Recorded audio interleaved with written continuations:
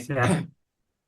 Bismillahirrahmanirrahim. Assalamualaikum warahmatullahi wabarakatuh. Waalaikumsalam Al- warahmatullahi wabarakatuh. Waalaikumsalam. Alhamdulillah, nahmaduhu wa nasta'inuhu wa nastaghfiruh wa na'udzu billahi min syururi anfusina wa min sayyiati a'malina. May yahdihillahu fala mudhillalah wa may yudhlil fala hadiyalah. Asyhadu an la ilaha illallah wa asyhadu anna Muhammadan abduhu wa rasuluh. Allahumma sholli ala Muhammad wa ala ali Muhammad fil alamin innaka Hamidum Majid. Rabbi sholli sodri wa yassir li amri wahlul 'uqdatam min lisani yafqahu qawli amma ba'd. Alhamdulillah puji syukur kehadirat Allah pada malam hari ini kita dipertemukan kembali oleh Allah dalam media Zoom untuk bersama-sama kita berdiskusi, bersilaturahim, bertukar pikiran dan membuka wawasan keislaman kita melalui Al-Qoq Pekanan Jumat malam. Dan insya Allah mudah-mudahan walaupun melalui media Zoom, media online, Allah tetap memberikan keberkahan buat kita, malaikat mengelilingi majelis ini secara virtual juga, sehingga memberikan keberkahan buat kita semua.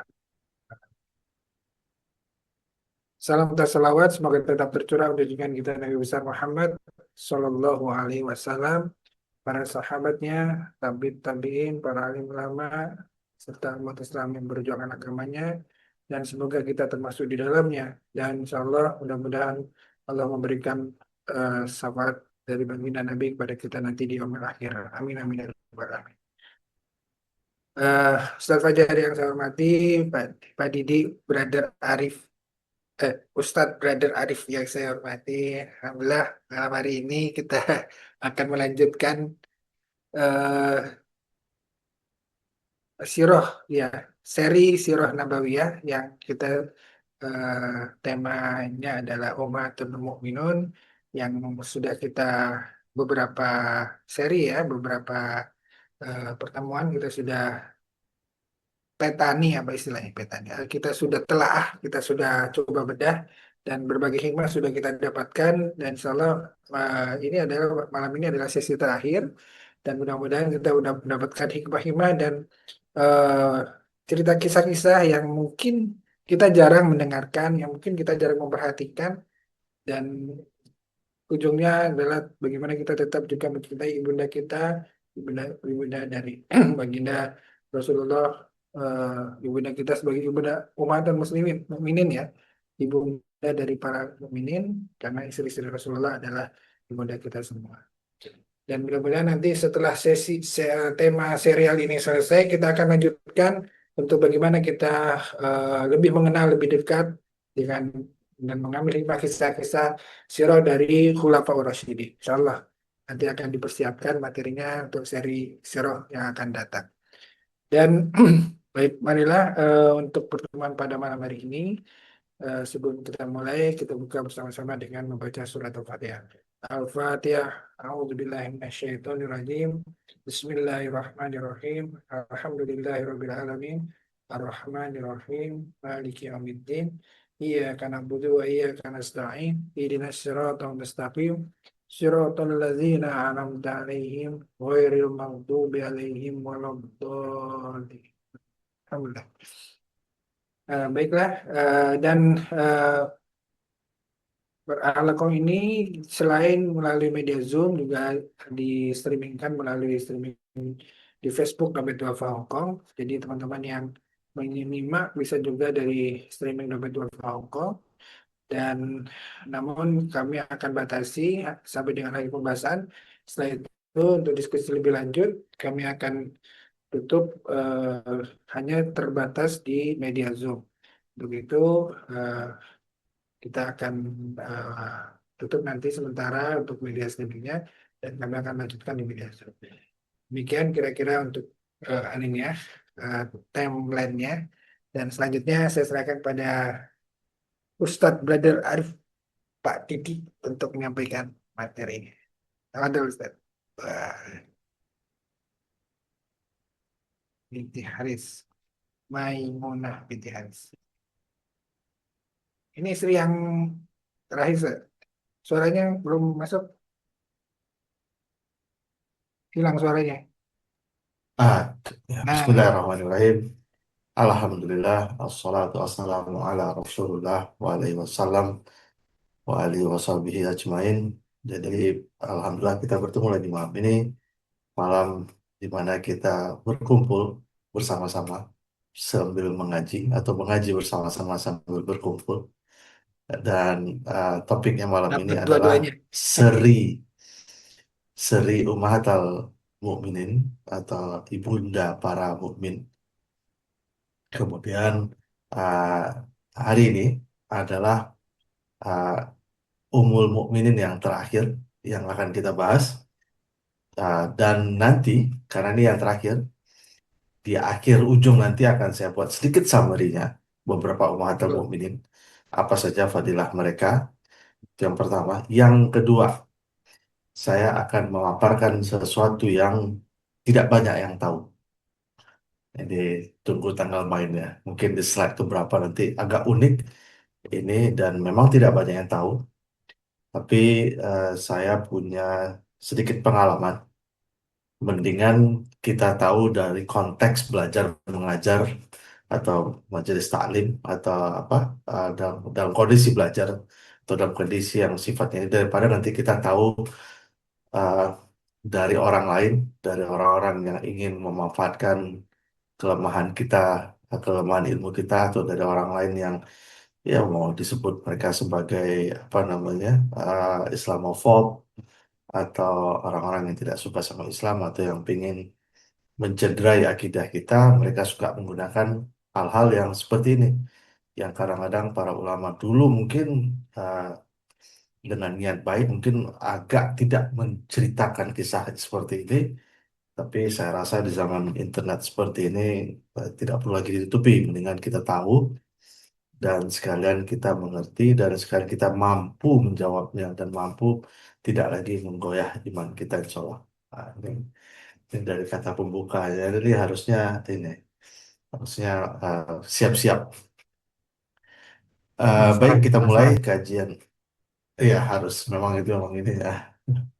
Jadi insya Allah kita mulai malam ini. Jadi Ummahatul Mukminin memang seperti biasa saya sedikit bahas mengenai siapa Ummahatul Mukminin itu, yaitu tadi Ummahatul Mukminin itu kata-kata Ummahatul Mukminin itu adanya ya di Al-Quran. An-Nabiyyu aula bil mu'minin min anfusihim, bahwa Nabi Muhammad itu lebih utama dari orang-orang mukmin, dan wa azwajuhu, dan para istri Nabi itu ummahatuhum, jadi adalah ibu mereka. Jadi Allah sendiri yang menyebut dalam surat dalam Al-Quran ini bahwa mereka adalah ibumu gitu. Dan mukmin lagi, jadi bukan ya, ummahatul muslimun atau bukan apa uh, apa karena kata-kata di sini mukminin dipakai.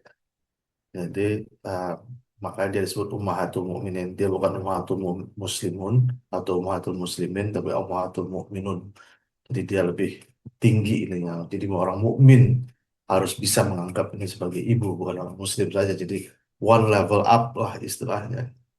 Karena itu tadi keutamaannya, kita pakai kata-kata apa ya, umu itu kan sesuatu yang sifatnya ibu gitu.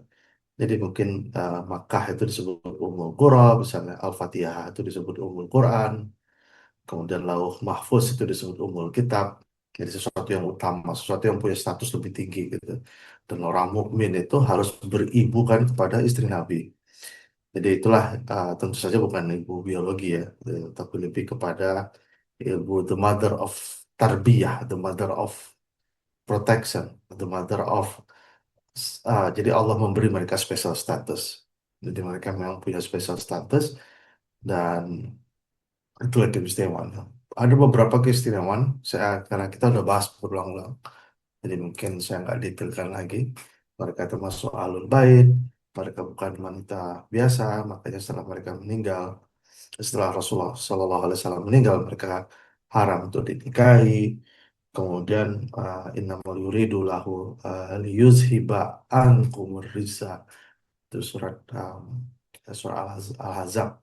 Sesungguhnya Allah ingin apa namanya angkumur rijasa itu impurity. Jadi Allah ingin menghapuskan impurity kamu, ya ahlul bait. Jadi makanya kan dia disebut sebagai ahlul bait dan seterusnya. Uh, Guru dan panutan dan tidak dan kemudian yaitu bahwa istri para nabi itu akan menjadi istri nabi nanti di dunia dan akhirat. Ya, jadi makanya spesifik di surat Al-Ahzab ya nisa an-nabi lastuna ka hadim minan nisa ka ahadib. Jadi kamu tuh tidak seperti wanita yang lain. Oke, kemudian jadi kita masuk ke yang 11 ini ya. Jadi kita ini yang ke-11 menikah dengan Nabi itu setelah 3 tahun kemudian ya karena dia menikah tahun 630, Rasulullah meninggal 632, kurang lebih 3 tahun lah. Jadi dia yang paling terakhir itu selama 3 tahun. Dan kalau kita lihat di sini dia termasuk istri Nabi yang termasuk yang keempat atau kelima meninggal. Yang paling lama meninggal itu adalah eh, yang paling lama meninggal itu adalah Ummu Salamah tahun 682 dia meninggal. Jadi dah paling jauh. Oke, kita bahas kisahnya malam ini.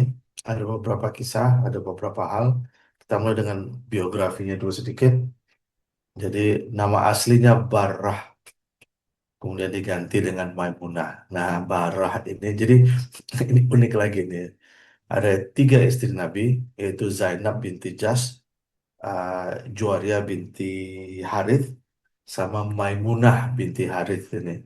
Uh, uh, itu nama aslinya tiga-tiganya nama aslinya Barrah. Yang Zainab yang diganti nama menjadi Zainab, kemudian diganti nama menjadi Juwaria, kemudian Maimunah. Jadi Barrah itu tadi karena Barrah itu artinya takwa. Fala tuzakku anfusahum, janganlah kamu menyombongkan dirimu. Maka kata-kata menyombongkan diri, jadi menyebut diri mutakin itu juga nggak boleh. Menurut menyebut diri mutakin nggak boleh, menyebut diri barah itu nggak boleh karena membanggakan diri. Makanya namanya diganti oleh Rasulullah SAW menjadi Maimunah. Jadi uh, jadi 23 tahun setelah Rasulullah. Jadi ada jarak umurnya. Nama aslinya Barah, kemudian diubah oleh Rasulullah. Uh, Maimunah ini sendiri, beliau bukan dari Quraisy. Jadi ada beberapa orang Arab yang non Quraisy. Salah satunya adalah tokoh kita malam ini, Maimunah radhiyallahu anha. Dia dari suku Bani Hilal, ya. Uh, Sama dengan jadi istri Nabi yang satu lagi yang cuma beberapa bulan dan kemudian meninggal, yaitu Zainab binti Khuzaimah. Ada 2 istri Nabi bernama Zainab ya. Ada 3 tokoh dalam Nabi itu namanya Zainab. Zainab anaknya sendiri binti binti Muhammad. Kemudian ada Zainab binti Jahsh, kemudian ada Zainab binti Khuzaimah. Jadi Zainab binti Khuzaimah ini meninggal cepat. Zainab binti Khuzaimah ini adalah saudara eh, apa namanya? Saudara seibu oleh Maimunah. Jadi saya sebut saudara tiri sama dengan saudara seibu, sama lah ya. Saudara sebapak atau saudara seibu itu bahasa Indonesia saudara tiri. Jadi half sister dia. Jadi ada 4 ya, ada eh, ada 4 orang orang Arab yang non Quraisy itu salah satunya itu. Zainab binti Huzaimah, kemudian Maimunah binti Harith, kemudian Juwaria binti Haris, kemudian istri Nabi yang dari Bani Israel. Ya. Dan Maimunah sudah menikah 2 kali, jadi dua kali janda, sama dengan Khadijah radhiyallahu juga ada 2 kali janda. Hanya Aisyah radhiyallahu anha yang belum pernah menikah. Semua istri Nabi semua sudah menikah. Jadi tuduhan-tuduhan orang-orang yang menyatakan Nabi Muhammad suka menikah dan seterusnya itu hampir-hampir tidak beralasan. Karena uh, kalau kita lihat Maimunah sendiri, Maimunah itu sudah menikah 2 kali. Dan kedua-dua muslimnya itu, kedua-dua suami itu non-muslim, jadi belum pernah menikah. Jadi itu sedikit mengenai Maimunah. Jadi apa namanya, biodata ya sedikit. Nah, ada yang unik nih. Maimunah ini punya seorang ibu yang Nabi memujinya. Nama ibunya adalah Hindun binti Auf. Kenapa Hindun binti Auf nih atau ibunya Maimunah ini dipuji oleh Rasulullah? Karena ah, biar lebih gampang saya buatin denahnya, jadi lebih enak pakai denah. Hindun binti Auf ini menikah minimal 3 kali bersama dengan Harith, Khuzaimah, sama Umais. Nah, coba perhatikan. Itu anak dia yang pertama, atau disebut dengan Lubaba Fadil, itu menikah dengan Abbas bin Abdullah. Itu pamannya Nabi. Maimunah itu adik seayah dan adik seibunya Fadal itu menikah dengan Nabi Muhammad SAW. Makanya nanti anaknya Abbas, Abdullah bin Abbas radhiyallahu anhu itu ke Maimunah itu tante. Jadi karena dia tantenya, makanya ketika Rasulullah bermalam di rumah Maimunah, itu Abdullah bin Abbas itu bisa tidur satu kamar dengan, karena Maimunah itu tantenya. Jadi dia tidur di bawah kaki Nabi dekat tantenya, dan Abdullah bin Abbas inilah yang bercerita ketika aku melihat Rasulullah bangun dan aku siapkan air wudhunya untuk tahajud. Itu jadi memang luar biasa gitu. Jadi dia uh, mencari-cari kesempatan untuk melihat Nabi, dan hadisnya tuh bagus sekali. Aku melihat Rasulullah bangun tahajud ya. Berarti dia udah bangun duluan karena pengen uh, berbakti, khidmat kepada Rasulullah.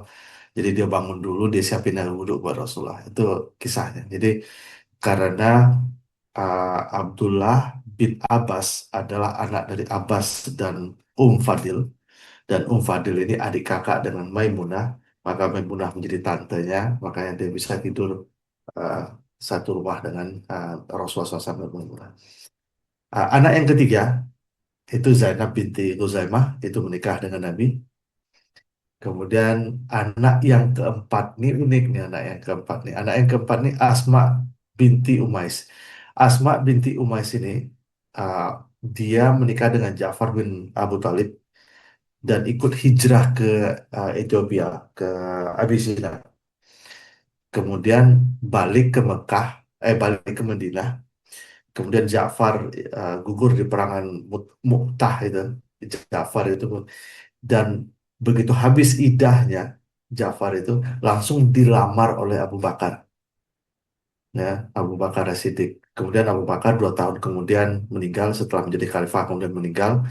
Sempat punya anak Muhammad bin Abu Bakar.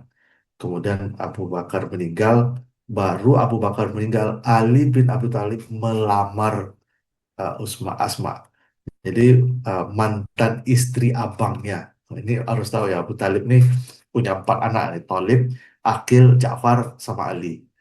Ya, jadi dan jaraknya jauh itu, ada kurang lebih hampir setiap 10 tahun, 8 tahun atau berapa gitu jaraknya jauh. Jadi Ja'far sama Ali itu jaraknya jauh. Jadi Ali itu menikahi istri mantan istri abangnya, Ali bin Abi Thalib. Dan akhirnya Boleh nggak Pak Muhammad ya? bin Abu Bakar. Kenapa? Boleh ya? Boleh ya? Boleh, boleh. Karena udah Ja'far udah meninggal. Hmm. Boleh, dalam Islam boleh. Ya, kayak Itu istilahnya kalau kalau dalam Indonesia suka bilang hmm, turun ranjang tuh, kalau misalnya turun ranjang. Ah, oke. kita menikah dengan wanita, kemudian wanitanya meninggal, adiknya boleh kita nikahi gitu. Nah, ini Itu sama ya Kak. kasusnya. Maimunah sama Zainab itu kan juga adik kakak berarti ya. Maksudnya dinikahi Rasulullah itu Dinikahi tidak bersamaan. tidak saat Ah, bersamaan, tidak Zainab bersamaan kan? Ya? Zainab meninggal dulu.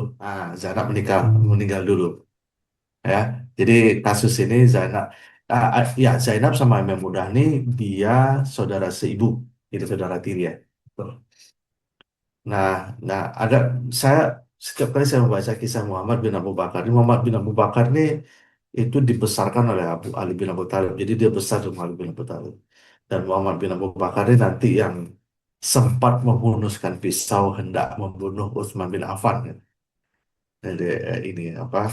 Dan Utsman langsung, seandainya bapak mau melihat engkau, tuh, terkejut dia, jatuh pisaunya dan dia pergi, itu nggak jadi. Itu saking tegangnya suasana waktu itu memang, makanya berbahaya, demo-demo itu berbahaya atas nama Islam, atas nama ini. Utsman bin Affan itu terbunuhnya karena demo kan. Ya, makanya ada saudara-saudara kita yang di itu tidak menganjurkan kita berdemo karena berbahayanya, ada Dalam kondisi sosial seperti itu manusia itu gampang digerakkan kan, dan merasa benar karena uh, banyak kok yang ngerjain itu. Makanya uh, Muhammad bin Abu Bakar itu sempat sampai memutuskan, dia sempat ikut yang di seberang orang-orang yang ingin menurunkan Utsman bin Affan. Kemudian itu itu anak perempuan yang keempat. Anak perempuan yang kelima, Salma binti Umais. Ini menikah dengan siapa? Dengan pamannya Nabi, Hamzah bin Abdul Muthalib. Ya. Jadi Rasulullah memuji ada wanita yang punya 5 saudara perempuan yang beriman. Jadi begitu kata-kata perempuan yang mukminat itu membuat mereka punya status ini. Itulah 5. Jadi uh, kalau ada wanita bermantu ternama adalah Hindun binti Auf. Oke, kita balik uh, ke anaknya Maimunah radhiyallahu anha. Jadi uh, tidak ada kisah yang detail kapan dia masuk Islam, tapi diperkirakan dan masuk Islam itu sudah di Mekah, ya. Uh, jadi sejak di Mekah sudah ini. Jadi memang tidak banyak kisah mengenai Maimunah radhiyallahu anha, tapi nanti ada satu kisah yang nanti akan saya ceritakan sedikit. Kemudian umroh pada 7 Hijrah. Jadi mungkin selama dia menikah sama itu nggak banyak kita dengar kisahnya. Tapi nanti di ujungnya dia ini. Jadi di 7 Hijrah itu, jadi 7 Hijrah itu Rasulullah SAW meninggalkan 10 Hijrah gitu. Jadi 7 Hijrah itu setelah perjanjian Hudaybiyah itu kan setahun kemudian orang udah bisa hijrah. Dia ikut yang di hijrah itu. Nah, waktu di umrahnya qada atau umrahnya perpisahan itu, ya setelah perjanjian Hudaybiyah itu Maimunah ini ikut umrah. Cuma dia udah ada di Mekah, jadi dia ikut gitu. Nah, waktu dia di Mekah, dia merasa aku ingin menjadi istri Nabi gitu. Jadi dia sendiri yang ingin menjadi istri Nabi. Maka didekatilah kakaknya, yaitu kalau mungkin masih ingat nama kakaknya ada Lubabah atau Ummul Fadl radhiyallahu anha. Dan Ummul Fadl ini suaminya adalah Abbas, pamannya Nabi. Jadi dia yang bilang, tolong dong kasih tahu aku pengen menjadi istri Nabi gitu. Akhirnya dia kasih tahu Abbas, dan Abbas akhirnya ngomong ke Rasulullah bahwa uh, bahwa Maimunah ingin menjadi istrinya. Kemudian Rasulullah akhirnya mengutus untuk melamar, dan akhirnya menikah. Abbas yang menjadi walinya, jadi wali nikahnya lah. Nah, ada beberapa hal yang ini.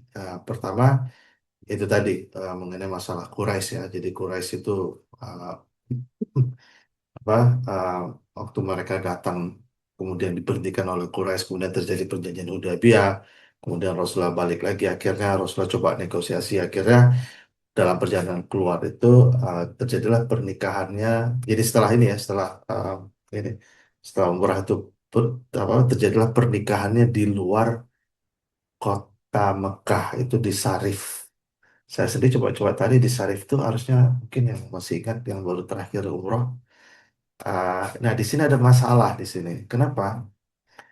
Karena uh, apa masalahnya ini di catatan saya bahwa menurut Ibnu Abbas, yaitu sepupunya Nabi, anaknya Abbas, Rasulullah menikah dalam keadaan ihram.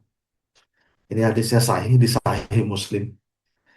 Jadi sementara kita sendiri tahu bahwa kalau dalam ihram itu nggak boleh menikah. Makanya ada kata-kata ihram. Kata-kata ihram itu kan kata dasarnya kan haram, ro, mim kan haram. Jadi kalau kita sudah berpakaian ihram maka ada sesuatu yang dihalalkan di luar pakaian itu, ada yang diharamkan. Misalnya membunuh hewan, memotong hewan itu dilarang, dan salah satunya pakai parfum itu dilarang. Kemudian yang salah satunya lagi itu menikah tuh tidak diperbolehkan.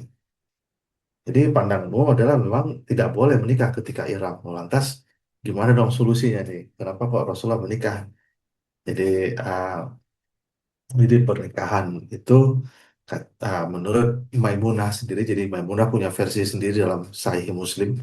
menyebut bahwa pernikahan itu setelah umroh. Tapi Abdullah bin Abbas bilang pernikahan itu ketika sedang. Jadi walaupun sama-sama Sahih Muslim, jadi ada perbedaan di sana. Nah, ini mungkin balik ke masalah apa kritisme terhadap apa namanya hadis kritisisme. Jadi ilmu mempelajari hadis itu, makanya kadang-kadang walaupun hadis sahih, bisa saja ada dua hadis sahih yang walaupun isinya ini, tapi mungkin ada mungkin mungkin Abdullah bin Abbas salah secara spesifik mengingatnya, karena menurut Maimunah sendiri setelah umrah gitu, tapi kok walaupun sama-sama hadis yang di Sahih Muslim.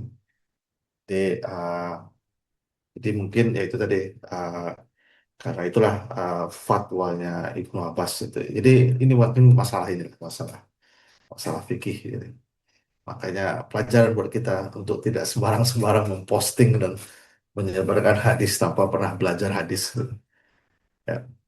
Uh, dan setelah pernikahan Nabi Muhammad SAW ini dengan uh, Maimunah, karena Maimunah berasal dari suku Hilal, maka semua suku Hilal itu masuk Islam. Nah, ini dia yang saya janjikan tadi. Ada satu kondisi di surat Al-Ahzab ayat 50. Wa amro'atan mu'minatan in wahabat nafsaha. Jika ada perempuan mukmin yang wahabat nafsaha, menyerahkan dirinya lin nabi, kepada nabi, dan nabi berkehendak kepadanya, maka sebagai kekhususan, jadi nabi boleh langsung menikahkannya sebagai apa tadi, yaitu khalisatan, jadi sebagai sesuatu yang khusus buat nabi gitu. Jadi dan khasil terlaka kepada engkau, bagimu, min dunil mu'minin, tapi tidak untuk orang-orang mukmin yang lain. Apa itu wahabat nafsaha? Wahabat nafsaha adalah suatu kondisi di mana apa seorang wanita bisa menawarkan dirinya kepada Nabi, kemudian bisa terjadi pernikahan tanpa mahar. Ya, jadi ini kasusnya khusus. Jadi kalau kita lihat ada dua jenis pernikahan di waktu itu yang dilakukan Nabi dan para sahabat, yaitu pernikahan normal, pernikahan seperti antara laki-laki bebas dan wanita bebas. Maksudnya bebas di sini tidak budak, atau pernikahan dengan milk yamin. Pernikahan dengan milk yamin itu seseorang yang tidak merdeka, itu dinikahi, dicampuri, tapi diperlakukan kayak suami istri. Jadi dia tidak boleh bercampur sama orang lain, dan dia kalau punya anak maka statusnya meningkat dari milk yamin ke apa kepada ibu, apa istilahnya lupa saya. Kok misalnya um umul walad. Ya, dia menjadi nama umul walad. Nah, pertanyaannya sekarang adalah apakah Maimunah termasuk dalam kategori ini? Apakah dia termasuk ke dalam wahabat nafsaha ini? Dia menawarkan diri kepada Nabi, kemudian Nabi langsung iya, maka menjadi pernikahan, kan? Jadi, dan wahabat nafsaha ini menurut Al-Azab 50 itu hanya untuk Rasulullah. Min dunil mu'minin, berarti tidak berlaku buat orang mukmin yang lain. Jadi, uh, jadi tidak ada khusus cerita yang lain apakah pilihannya diambil Nabi atau tidak. Lalu mengapa? Pertanyaannya sekarang, kenapa kok ada kasus khusus? Ya memang kalau kita lihat ada beberapa hal yang Allah berlakukan untuk Nabi ini tidak berlaku untuk kita semua. Seperti misalnya ada beberapa hal ya. Misalnya sholat tahajud itu bagi Nabi wajib, bagi kita tidak wajib. Jadi ada kemudian Nabi tidak boleh menerima zakat atau menerima apa, ya seluruh keluarga Nabi dari Ahlul Bait itu tidak boleh menerima. Jadi ada spesifik. Kemudian yang ketiga, Nabi Muhammad tidak boleh meninggalkan warisan untuk anaknya. Jadi semua hartanya yang setelah perang Khaybar itu begitu meninggal oleh Abu Bakar itu langsung diserahkan ke Baitul Mal. Makanya ketika Fatimah bertanya mana harta ayahku, oh, udah diserahin gitu. Makanya orang saudara-saudara kita yang dari Syiah itu menganggap ini permusuhan antara antara Fatimah dengan Abu Bakar. Tapi itu tadi bahwa Nabi Muhammad sendiri menyebut bahwa tidak ada nabi yang meninggalkan warisan untuk anaknya, makanya semuanya itu. Jadi ada beberapa hal yang spesifik untuk nabi tidak dilakukan oleh umat yang lain. Salah satunya Rasulullah SAW diperbolehkan untuk waktu itu lebih istrinya dari empat, dan satunya lagi yaitu wahabat nafsah. Ini pertanyaan sekarang why? Uh, Secara spesifik para ulama tidak mengungkapkan yang kenapa, kecuali beranggapan bahwa inilah adalah aturan khusus seorang nabi untuk membedakannya dari yang lain. Jadi umum aja jawabannya. Sama dengan tahajud tadi, sama dengan tidak meninggalkan warisan. Ini wahabat nafsah. Dan saya ketika bercerita misalnya orang kaget-kaget semua, gitu. Ya mungkin nggak semua tahu tentang kisah ini. Mungkin Pak Adi juga nggak tahu kisah ini. Oke, baik. Nah, saat di Madinah ada kisah, yaitu tadi kisah Abdullah bin Abbas yang tidur di rumah bibinya dan melihat Rasulullah sholat tahajud. Itu yang tadi yang saya sampaikan tadi. Ini menurut saya adalah narasi indah tentang tahajud itu, yang langsung eh, langsung waktu itu Abdullah bin Abbas masih berumur 9 tahun. Em, Kemudian ya seperti saya sampaikan tadi tidak banyak kisahnya. Kemudian setelah wafatnya Nabi SAW tidak ada cerita khusus tentang Maimunah, sehingga akhirnya nanti Maimunah meninggal di usia 79 di tahun 671. Ada itu hampir 40 tahun setelah Rasulullah SAW meninggal, dan dimakamkan di Sarif, jadi di tempat pernikahannya di dekat Mekah. Jadi dia satu-satunya istri Nabi yang tidak dimakamkan di Baqi. Jadi dia dimakamkan di tempat lain. Aisyah radhiallahu anha pernah menyebut bahwa dia atau Maimunah ini adalah wanita yang paling bertakwa di antara kami. Jadi salah satu pujian dari Aisyah radhiallahu anha. Jadi itulah kisah Maimunah mengenai radhiyallahu anha. Seperti yang saya janjikan tadi, hanya sekedar rangkuman saja karena inilah season finale kita mengenai istri para nabi. Jadi saya ada beberapa, jadi ada 11 Ummahatul Mukminin, ya kan? Pertanyaan sekarang, hanya 11. Nah ini, jadi ada satu lagi yang bernama Raihana binti Said, dan ini dari suku Yahudi. Nah, pertanyaan sekarang, apakah Raihana ini Ummul Mukminin atau Milk Yamin? Itu juga ada beberapa pendapat di sana. Ada yang menyebut dia Milk Yamin, ada yang dia menyebutnya sebagai istri. Ya, tapi kisahnya nggak detail, jadi dia nggak saya masukkan di yang 11 ini. Kemudian apa ada yang lain lagi? Ada Maria Al-Qibtiyah. Jadi Maria Al-Qibtiyah ini confirm dia adalah Mir Yamin. Kemudian dia menjadi Ummu Walad. Kenapa dia menjadi Ummu Walad? Karena dia melahirkan anak yang bernama Ibrahim bin Muhammad. Nah, siapa sebenarnya Maria ini? Maria ini adalah pemberian dari uh, Gubernur Kristen Alexandria. Kalau yang sekarang itu di Iskandaria ya, di Mesir, itu ada suku Koptik. Makanya Kiptia itu artinya Koptik itu. Maria suku Koptik. Maria Kiptia. Kiptia itu Koptik kalau bahasa Inggrisnya. Jadi dia adalah orang Koptik yang ketika Rasulullah kirim surat ke um, Gubernur Alexandra ini, namanya Mukaukis, dia yang apa namanya, dalam bentuk respectnya dia kirim dua wanita untuk dijadiin ini. Jadi Rasulullah mengambil Maria, Maria binti Sam'un sebenarnya nama dia. Kemudian dia bersama adiknya yaitu Sirin binti Sam'un. Dan Sirin ini diberikan Nabi kepada Hasan bin Thabit. Hasan bin Thabit itu adalah ininya tukang, bukan tukang apa ya, syair, penyairnya Rasulullah SAW.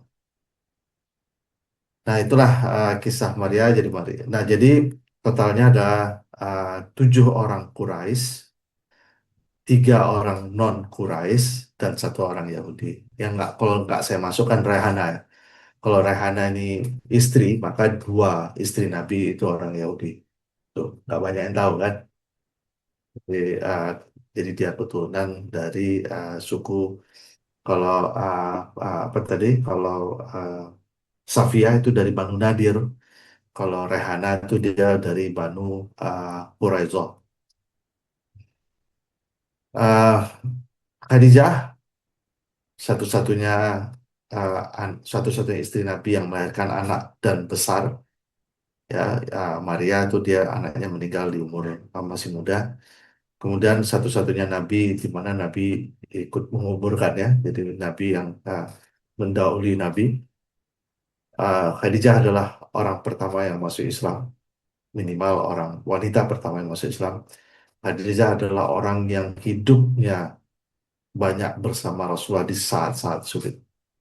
Nah, kalau kita pernah dengar Asyara Mubasara, ada 10 sahabat Nabi yang dijanjikan surga, itu kisahnya ngetop sekali. Ada 10, itu 4 khulafa itu dari Abu Bakar, Umar bin Khattab, kemudian Ali bin Abi Thalib, Utsman bin Affan, ditambah 6 lagi, Sa'ad bin Abu Waqqas, Sa'id bin Zaid, kemudian Abdurrahman bin Auf, kemudian ada Abu Ubaidah bin Jarrah, kemudian ada siapa lagi tuh? Eh, eh, aku udah kok lupa ya.